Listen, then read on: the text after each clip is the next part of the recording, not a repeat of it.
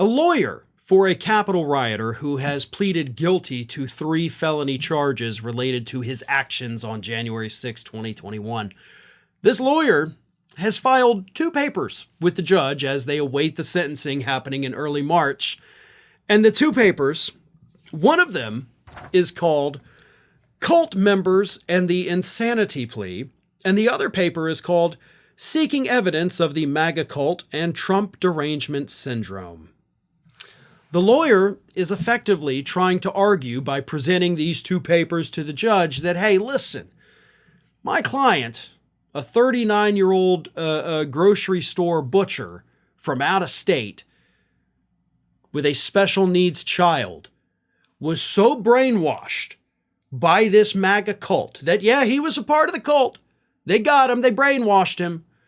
But he was so brainwashed that he risked his family's own safety by, committing illegal acts to go to jail, risked his job, left his state to come here to do these things. And yeah, he did the horrible things. I give you that. But it's because he was brainwashed, and therefore, judge, you got to take that into consideration when you give the sentence. Here is what the lawyer wrote to the judge in addition to giving the 2 papers. Trump supporters consistently shifted their attitudes to more closely match ostensible opinions and the real-life interest of Trump. A cult can catalyze the formation of shared psychotic disorder because it involves a dominant, charismatic leader who dictates the beliefs, actions, and behaviors of followers. Trump warned his supporters, if you don't fight like hell, you're not going to have a country anymore. Trump asserted, quote, when you catch somebody in fraud, you're allowed to go by very different rules. Trump's stolen election claim has become a core article of faith. Results lend credence to accusations that some Trump supporters have a cult-like loyalty. Everything that lawyer is saying is true. Those are things that Trump said. His supporters do have this cult-like mentality. He correctly describes how cults form, the shared psychosis that they have, and all of that is 100% accurate.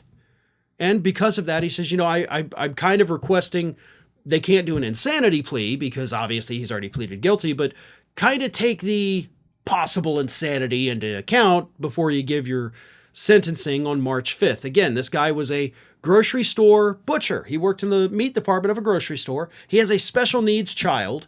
He left his state, his wife, his child to come to D.C. to do these horrible things. And my God, listen to this. He's from Missouri. A special needs toddler, not just a young kid, but he had a pitchfork, zip ties, and duct tape on him. He pleaded guilty in November to 3 felony charges. He admits to pushing 2 cops, entering the Capitol multiple times, and using a bike rack as a battering ram. So this guy, he was in there. He was doing things. He brought his pitchfork, which, sure, because we're chasing Frankenstein, apparently. But here's the problem I have with this lawyer's argument. You've got the papers, the scientific papers, like, hey, MAGA's a cult. Here's what cults do and how the insanity plea works. But is your client deprogrammed?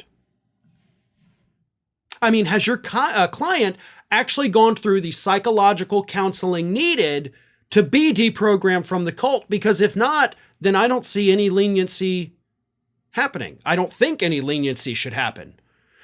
Just experiencing bad things from being in the cult and saying, oh no, I've made a mistake. That's not good enough. That is not deprogramming.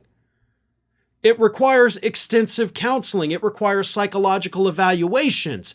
It requires actually having remorse and regret for what you did.